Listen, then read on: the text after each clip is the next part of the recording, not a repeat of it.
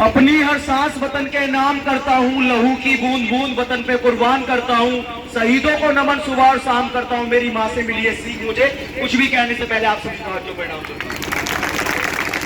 देखिए, जो लड़ाई हम नौजवानों की, युवाओं की लड़ाई लड़ रहे हैं, उस लड़ाई में अगर युवा पीछे रहेंगे तब फिर भाई हमारा मेहनत करने का कोई फायदा नहीं है। अगर आप लोग आगे आ जाएंगे तो हमें भी लगेगा कि हाँ, हम सही लड़ाई लड़ रहे हैं, आपके हक की लड़ाई लड़ रहे हैं, आपकी लड़ाई लड़ रहे हैं। अगर आप लोग आगे आ जाएंगे तो और बेहतर है। पीछे भाई है, ऐसे आर्मी की तैयारी करने वाले हैं, अगर आप ही लोग पीछे रहोगे फिर कैसे भाई आगे मजा आएगा हमें भी मेहनत करने में।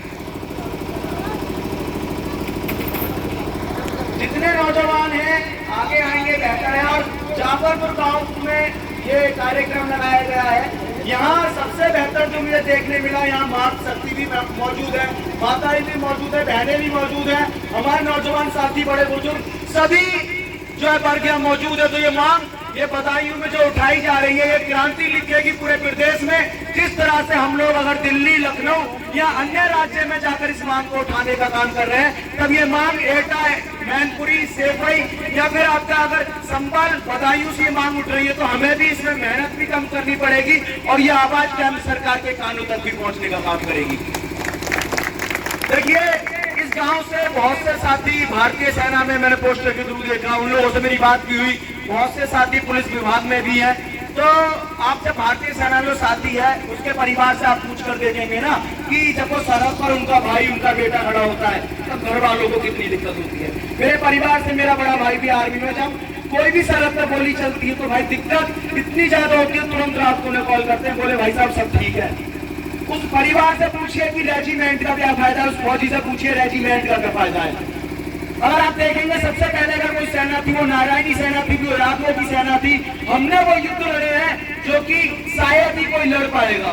आप बात करेंगे रेचांगला की, रेचांगला का युद्ध 124 इंडियन सोल्जर और सामने लगभग 3000 चीनी सैनिक थे।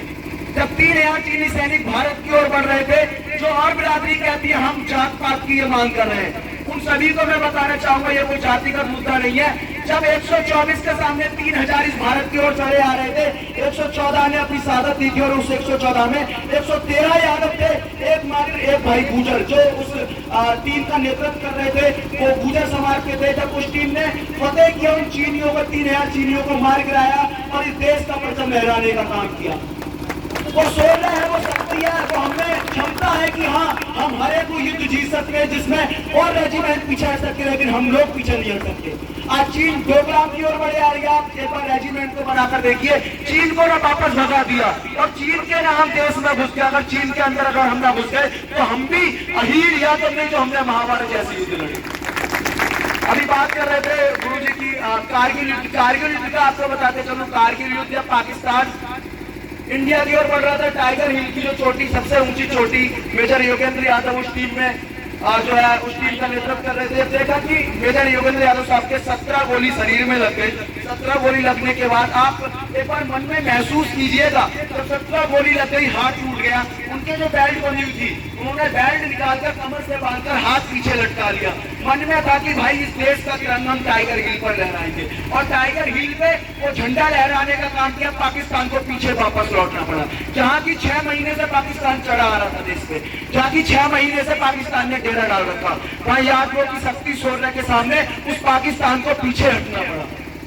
मुझे तो लगता है आज इस देश के प्रधानमंत्री अगर रेजिमेंट नहीं बनाए, उन्हें कहीं ना कहीं डर है। इस देश के रक्षा मंत्री अगर रेजिमेंट नहीं बना रहे, अगर ये भारत सरकार रेजिमेंट नहीं बनाए तो उन्हें डर है कहीं ये भारत के लोग, ये अहीर लोग अपना प्रधानमंत्री न बना ले, देश पे कब्जा ना करें। हमको उनसे ये कहना चाहेंगे, हम इतने विश्वास वाले लोग हैं, इतने बलिदान देने वाले लोग हैं, जिन्होंने की शहादत दी है। बात की जाए अक्षरधाम मंदिर की, बात की जाए सर्जिकल स्ट्राइक की, जो सर्जिकल स्ट्राइक की पूरे विश्व में ये भारत सरकार बहुत ज्यादा तारीफें करती है। सर्जिकल स्ट्राइक में नेतृत्व करने वाले व्यक्ति यादव थे, जिसे ये कहते हैं रातों रात हमने पाकिस्तान को जवाब देने का काम किया। उस सर्जिकल स्ट्राइक में नेतृत्व कर रहे थे वो यादव समाज के भी। जब ताज होटल पे हमला हो रहा था उस समय सुरक्षा में तैनात यादव थे। जब हमने हर एक लड़ाई में अपना योगदान दिया तो ये सरकारें हमें रेजिमेंट क्यों नहीं दे रही है, या फिर हमारा समाज अभी तक जागरूक नहीं हुआ, या फिर जागरूक करने वाले लोग नहीं पहुंचे। आज धीरेन्द्र यादव जी जैसे लोग तो आपके गांव से इस प्रकार के कार्यक्रम लगा रहे हैं। आप सभी को ऐसे नौजवानों का समर्थन करना चाहिए, साथ देना चाहिए, क्योंकि ऐसे लोग ही इस देश में क्रांति ला सकते हैं जिन्होंने कि अपने समाज को आगे बढ़ाने का काम किया है। आज आप सीखो, आप जाटों से पूछो। 9 साल जाट लोग आरक्षण के लिए बैठे रहे कि उन्हें फायदा हो, आरक्षण के लिए बैठे। हम तो इस देश की भारतीय सेना में जाकर मर मिटने का अपना हक मांग रहे हैं कि भाई हमें यहाँ कुमायूं ना, हमें यहाँ अहीर चाहिए।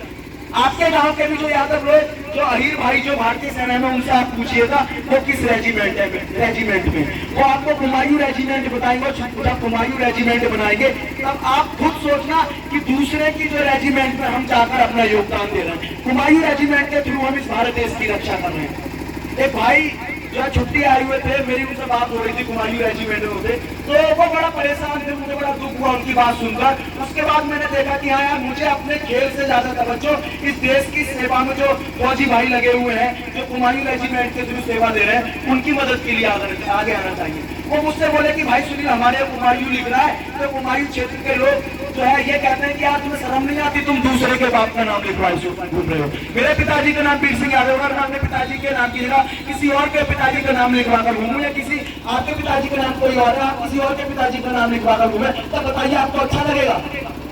उसने ये कहा कि अपने बाप का नाम लिखवा लो, अगर तुम मिलता तुम यहाँ अहीर लिखवा लो। तब से मन में आ गया, बोले चाहे सरकार मुकदमा लगाए, सरकार गिरफ्तार करे, चाहे हमें कुछ भी करना पड़े, इस मांग को हम बुलंद करेंगे, इस मांग को बुलंद करेंगे। और ये उनसे तभी हम लोगों ने कहा जब हमें आप लोगों का विश्वास था। इस देश की सबसे ज्यादा आबादी अगर आप देखेंगे जातिगत आधार पे, वो यादव है। आप भारतीय सेना में देखेंगे सबसे ज्यादा शहादत देने वाले वो यादव है। आप अन्य किसी विभाग में देखेंगे सबसे ज्यादा यादव है। तो सिर्फ यादव कमाने के लिए बैठे हैं क्या? आज आप सबको इकट्ठा होने की बारी है। जिस प्रकार इन नेताओं ने आपका वोट लिया है, जिस प्रकार इन नेताओं ने आपके वोट के माध्यम से सदन में बैठ रहे हैं, इनसे आप बात कीजिए कि क्यों ना ये विधानसभा में, सदन में ये मुद्दा क्यों नहीं उठा रहे हैं। इस उत्तर प्रदेश से 27 यादव विधायक भाजपा, सपा या अन्य पार्टी से आते हैं जो कि विधानसभा में बैठते हैं। एक विधायक के मुंह से नहीं निकली कि भाई वो ये अहीर रेजिमेंट की मांग विधानसभा में उठा सके। इस बात की शर्म आ रही है भाई, जब ये बताइए हुए यादव बाहुल्य जिला है, इतने ज्यादा यादव है, आप सरकार, आप यहाँ से सांसद बनाने का दम रखते हैं, तो फिर ये पीछे क्यों बढ़ रहे हैं सांसद? आप चाहेंगे आप किसी को भी यहाँ से सांसद बना सकते हैं, आप चाहेंगे आप किसी को भी आप विधायक बना सकते हैं। इस बार जब आएंगे घेर लीजिएगा, और हम नारा जो लेकर चल रहे हैं, वोट वही पाएगा जो रेजिमेंट बनाएगा। तो तरीके से काम करना है। हम अगर सड़कों पे नंगे पैर घूम रहे हैं, साइकिल से घूम रहे हैं, तो आप सबको बस इतना काम करना होगा।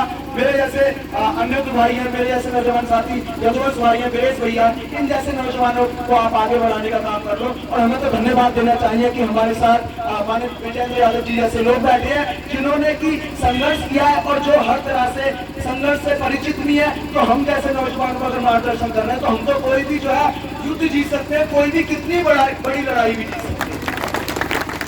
अब हम सबको समझना होगा, बहुत सरकारों ने हमारा इस्तेमाल कर लिया, अब की लड़ाई लड़ने के लिए आगे आना होगा। हम सरकारों से भीख नहीं मांग रहे, हम अपना अधिकार मांग रहे हैं, और इस अधिकार की लड़ाई में हम सबको इकट्ठा होकर लड़ना होगा। आज हम तारीफ करते हैं जाट समाज की, राजपूत समाज की, या अन्य बिरादरी की तारीफ करते हैं जाट समाज की कि हाँ भाई बोल सब लोग एक ही, हम लोग एक क्यों नहीं हो पा रहे। प्रधानी के भी चुनाव में देखेंगे तो भाई टांग खींचने में पीछे लगे हुए हैं। टांग किसी की नहीं खींचनी, हाथ पकड़ो, उसे आगे बढ़ाओ। जिसमें क्षमता है आगे बढ़ने की, उसे आगे बढ़ाओ। जो खेल में आगे, उसे आप खेल के माध्यम से सपोर्ट करो। जो शिक्षा के क्षेत्र में आगे, आप उसे शिक्षा के क्षेत्र में आगे बढ़ाओ। तो जो आपके पास माध्यम में आपकी बिरादरी अगर आगे बढ़ रही है, तब आपका नाम रोशन हो रहा है। आप देखेंगे सूर्य कुमार यादव जब क्रिकेट में सेंचुरी मारता है, पूरे देश में उसकी प्रशंसा होती है। उसके जैसे कब सूर्य कुमार यादव भी देश में बन सकते हैं, उसके जैसे और न जाने ऐसे। आपने देखा होगा नरसिंह यादव जो कि इस देश के पहलवान थे, उनके साथ जो है सरकारों ने या जो अन्य जाति के थे, इस तरह से षड्यंत्र रचा। जो बंदा ओलंपिक का दावेदार था, जो ओलंपिक में गोल्ड मेडल लाने का जो है दावेदार था, उस व्यक्ति के खाने में कुछ मिलवाकर उसे बाहर करा दिया। आप देखेंगे कि कुछ समय पहले जो है दिल्ली में बैठे हुए पहलवान जाट समाज के, वो मांग कर रहे थे कि यहाँ पे जो इसके जो है अध्यक्ष है रेसलिंग फेडरेशन के, उन्हें हटाया जाए। वहाँ जाट समाज पूरा इकट्ठा हो गया। हमारे नरसिंह यादव पे इतनी दिक्कत आई, एक व्यक्ति उसके साथ नहीं खड़ा हुआ। भाई वो इस देश के लिए लड़ रहा है, जो आपके समाज के साथ काम कर रहा है, जो आपके समाज के लिए चाह रहा है, उसे तो आप आगे बढ़ाने का काम कर लो। कब तक इस तरह हम लोग जो है सरकारों के पीछे पीछे चलते रहे? किसी एक राजनीतिक पार्टी का हमने ठेका नहीं ले रखा, और जब इन युवाओं की आवाज है, हम इन युवाओं की लड़ाई लड़ रहे हैं, तो युवाओं को भी करना होगा।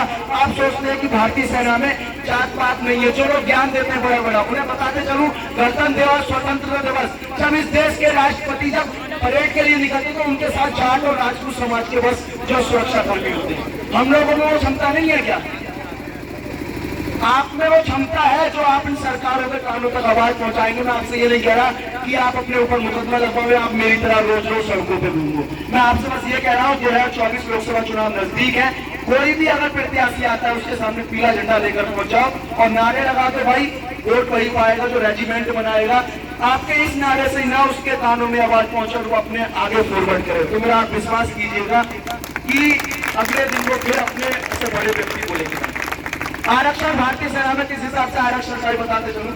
अभी जो यूपी गवर्नमेंट की तैयारी कर रहे हैं वो देखते हैं एससी की इतनी वैकेंसी आई है, ओबीसी, एसटी या फिर जनरल की, उसी हिसाब से आरक्षण भारतीय सेना में भी है। अगर जाट रेजिमेंट के थ्रू भर्ती आई है 70% तवज्जो जाटों को दी जाएगी।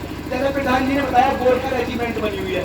इस देश में गोरखा बहुत कम है, नेपाल में अधिकतर गोरखा है। अभी गोरखा रेजिमेंट के थ्रू 1600 भर्ती आई, मात्र 16 वहां कैंडिडेट पहुंचे। ऐसी रेजिमेंट आपने क्यों बना रखी है भाई? जातीय क्षेत्रीय आधार पर इतनी ज्यादा रेजिमेंट, 25 से ज्यादा आपने रेजिमेंट बना रखी है। जो प्रबल दावेदार, जो हकदार है, उनके आप रेजिमेंट बनाकर नहीं दे रहे हो।